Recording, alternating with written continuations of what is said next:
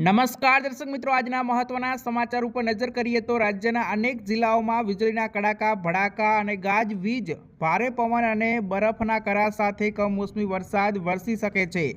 આવતીકાલે એટલે કે 6 મે કયા વરસાદની આગાહી? આવતીકાલે પણ રાજ્યમાં કમોસમી વરસાદ અને વાવાઝોડાનો માહોલ યથાવત રહેશે। કરા સાથે માવઠાની આગાહી ધરાવતા જિલ્લાઓ માટે ઓરેન્જ એલર્ટ જારી કરાયું છે। ઓરેન્જ એલર્ટ વરસાદ અને કરા આવતીકાલે કચ્છ, બનાસકાંઠા, પાટણ, સાબરકાંઠા, મહેસાણા, અરવલ્લી, મહીસાગર, પંચમહાલ, આણંદ, ભરૂચ, નર્મદા, દાહોદ, મોરબી અને રાજકોટમાં વરસાદની આગાહી છે। જો વાત કરવામાં આવે તો ભારે પવન અને ગાજવીજ સાથે વરસાદ જામનગર, જૂનાગઢ, ગીર સોમનાથ, દ્વારકા, પોરબંદર, અમરેલી, ભાવનગર, બોટાદ, સુરેન્દ્રનગર, અમદાવાદ, ગાંધીનગર, ખેડા, વડોદરા, છોટાઉદેપુર, સુરત, તાપી, નવસારી, ડાંગ, વલસાડ, દમણ અને દાદરાનગર હવેલી।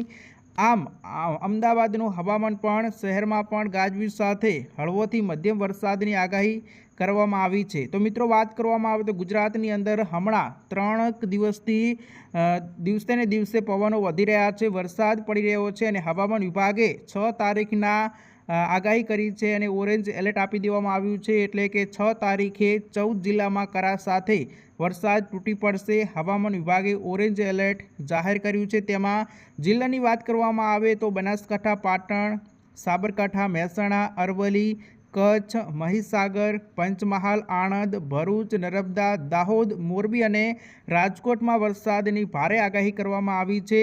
બીજી બાજુ વાત કરવામાં આવે તો ભારે પવન કયા જિલ્લાઓની અંદર જોવા મળી શકે છે, કરા કયા વિસ્તારોની અંદર પડી શકે છે?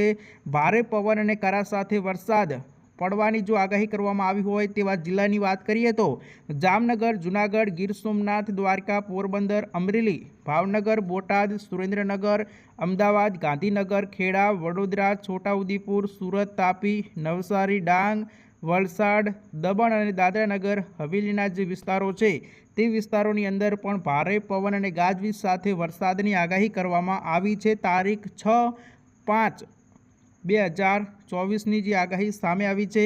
અમદાવાદ શહેરમાં પણ ગાજવીજ સાથે હળવોથી મધ્યમ વરસાદની આગાહી કરવામાં આવી છે।